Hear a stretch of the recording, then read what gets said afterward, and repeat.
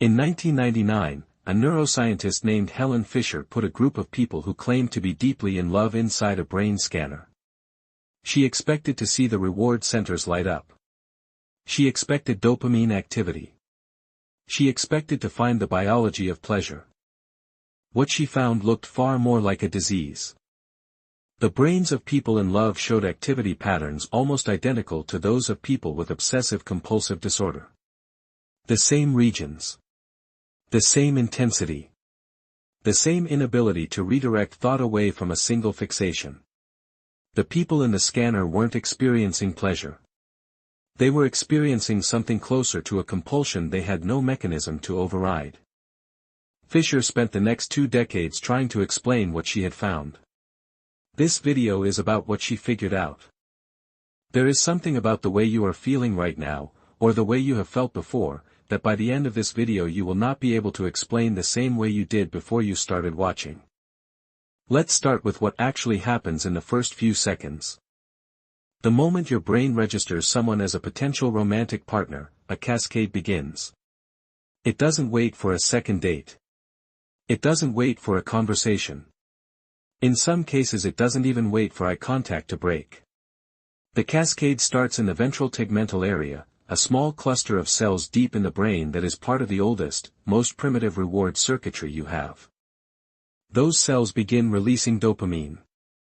Not the gentle background dopamine of everyday satisfaction.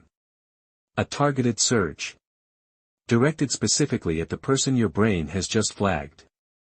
And dopamine at this level does something very specific. It doesn't create pleasure exactly. It creates wanting. A focused, relentless, escalating want that your conscious mind had no vote in producing. This is why you cannot stop thinking about them. It is not a choice. Your dopamine system has assigned them the neurological status of a goal. And your brain, which evolved to pursue goals with single-minded intensity, is now doing exactly what it was built to do. But dopamine is only the beginning. Simultaneously, your brain releases norepinephrine.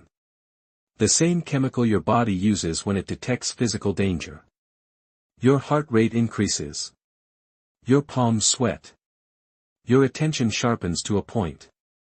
Every detail about this person gets encoded with unusual clarity, the way they tilted their head, the specific cadence of their voice, the exact words they used. Norepinephrine is why you remember everything about the first meeting. Your brain flagged the encounter as significant before your conscious mind had processed why, and it encoded the memory accordingly. With the same intensity it would use for a near-death experience. You were not calm. You just didn't know you were in danger. Then comes the serotonin drop. Researchers studying people in the early stages of love found something unexpected.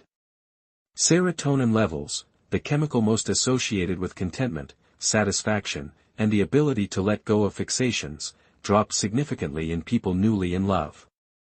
To the same measurable degree seen in people diagnosed with obsessive-compulsive disorder. This is the same finding Fisher's brain scans revealed. From a different angle. Low serotonin is why you cannot stop thinking about them.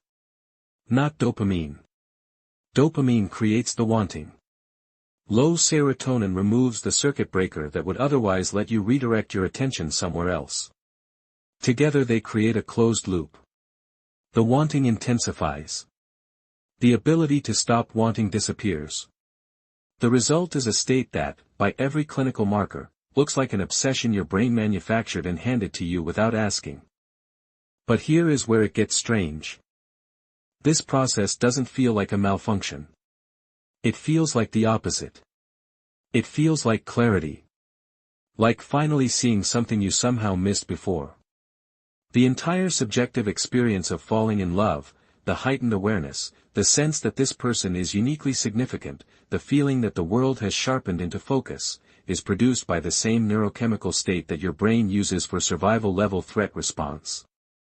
Your body cannot tell the difference between falling in love and being chased by something that wants to kill you. At the chemical level, they are the same event. Now here is the part that gets genuinely uncomfortable. Oxytocin enters the picture. Often called the bonding hormone, oxytocin releases during physical touch, eye contact, and close proximity. It deepens attachment and creates a sense of trust and safety specific to one person. But oxytocin does something else that almost nobody talks about. It doesn't just bond you to people. It simultaneously increases your wariness of everyone else. The closer you bond to one person through oxytocin, the more the rest of the world gets slightly reclassified as other. As unfamiliar. As less trustworthy. Love, at the neurochemical level, is not just an opening toward one person. It is a quiet closing toward everyone else. And then there is the cortisol spike. In the early stages of love, cortisol levels rise. Cortisol is your primary stress hormone. It mobilizes your body's resources, sharpens your focus, and temporarily suppresses appetite and sleep. This is why newly in love people often eat less and sleep less and don't particularly notice or care. Their body is running on a stress response that feels like energy. It is not sustainable. Bodies are not designed to maintain this state indefinitely. And they don't. Somewhere between 1 and 3 years into a relationship, the neurochemical landscape shifts. Dopamine surges quiet to a baseline. Serotonin restores. Cortisol normalizes. The obsessive intensity fades. And what remains, if anything remains, is something neurologically different from what started it. Researchers call it companionate love. It runs on different chemicals. Primarily oxytocin and vasopressin. It is quieter, more stable, and produces none of the dramatic activation patterns of early romantic love.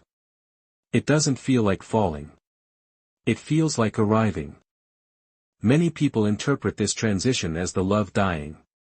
They are measuring a feeling against a neurochemical state that was never designed to last. The early stage was a recruitment mechanism. An intense, biologically manufactured experience designed to override your caution and drive you toward bonding before your rational brain could talk you out of it. It worked. It always works. That is why it exists.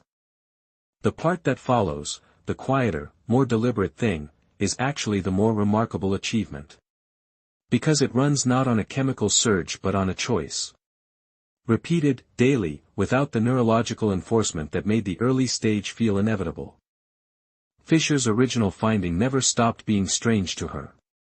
She spent decades studying love across cultures, across species, across evolutionary history. And the thing she kept returning to was the same thing that unsettled her in that first brain scan. The system is too powerful for its purpose. The neurological intensity of early romantic love far exceeds what would be needed simply to encourage reproduction or pair bonding. It looks less like a biological function and more like a temporary state your brain enters and then has to recover from. She never fully resolved it. The brain you fall in love with someone through is not operating the way it normally operates. It has been temporarily reorganized around a single fixation that you did not choose and cannot easily undo. Every poem ever written about love, every song, every letter, was produced by a brain in that state. And the strangest part is this. Knowing all of it changes nothing. You can understand exactly what dopamine is doing. You can see the cortisol spike for what it is. You can recognize the serotonin drop as a clinical pattern. And when it happens to you, none of that information will be available in any useful form. The system doesn't care what you know. It just runs.